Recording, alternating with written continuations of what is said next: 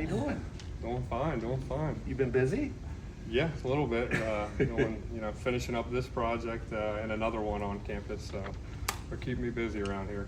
When you got into the construction business after your playing career, Mm-hmm. did you think this is where it was going to lead you to, heading giant projects inside the university? Not necessarily. So I've kind of been in construction my whole life, pretty much. My dad owns a construction company in Northern Kentucky, so I've kind of been around it my whole life. And then being able to come in and work for Skanska out of college and everything, I never kind of thought that I'd be, back here doing projects and everything.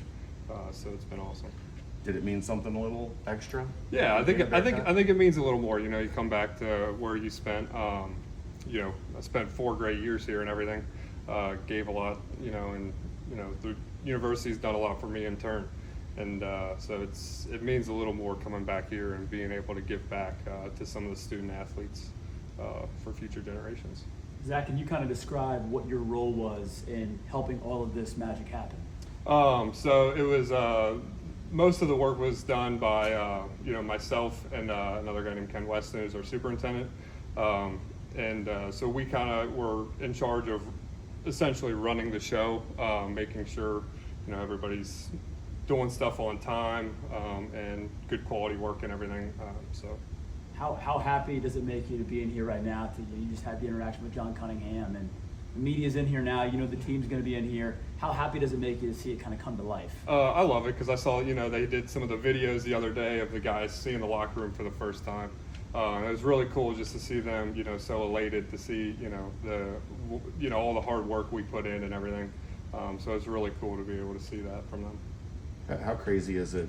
I was in here a couple weeks ago. It didn't look anything like this. The end of the process, when you're putting up the graphics and the hard work has been done, so to speak, and then all the other stuff that goes with it comes to life, and you're like, yeah. So it's like any project we do. It's like if you only come once a month or every other month or even every other week or every other day, it seems like so much has been done. I see it every single day, so I don't maybe notice it as much. But then some people that only see it every so often, they're kind of like, wow, this is like completely different. It's like, so once you start getting some of the finishes in, the lights are coming on and the sound starts coming together and everything, it really starts looking something. It's awesome. Is there a part of this locker room that is your favorite, or something that you think pops the most? The favorite, I love the lights. There's a lot of different control and everything you can do with them. I mean, so like the giant C-Paul that's on the ceiling and everything in the hype tunnel, those can be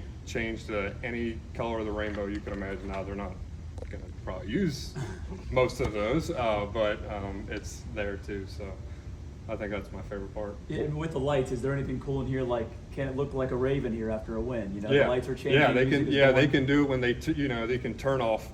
We have it all sectioned out, so they can turn off part of the lights, or they can just turn off these main linears above us and cans above us and everything, and just have like the illuminated graphics and stuff going on, or you can do any combination of it all. So there's a lot of variety that they can do.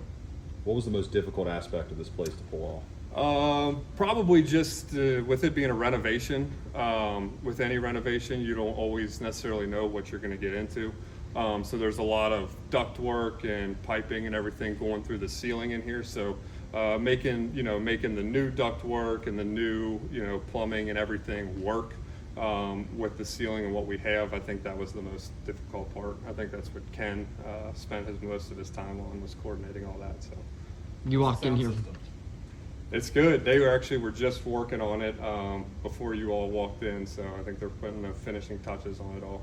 Is there like an aux cord, or who gets control? I don't know if there's going to be an aux cord or not. I don't know if they'll let people have control necessarily.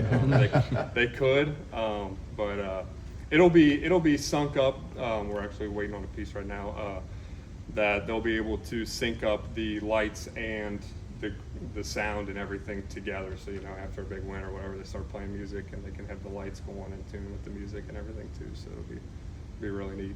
John talked about your kind of suggestions in that sense. How much did they lean on maybe not your construction expertise, but your former athlete expertise?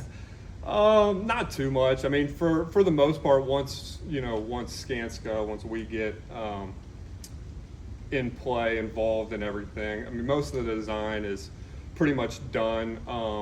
We had a little bit of input, you know, when we did the locker mock-ups and everything, just being able to, we built, you know, 2 mock-up lockers, and we're able to, you know, sit down, touch them, feel them, you know, for, you know, seeing what the guys would want to like and have out of them and everything, so.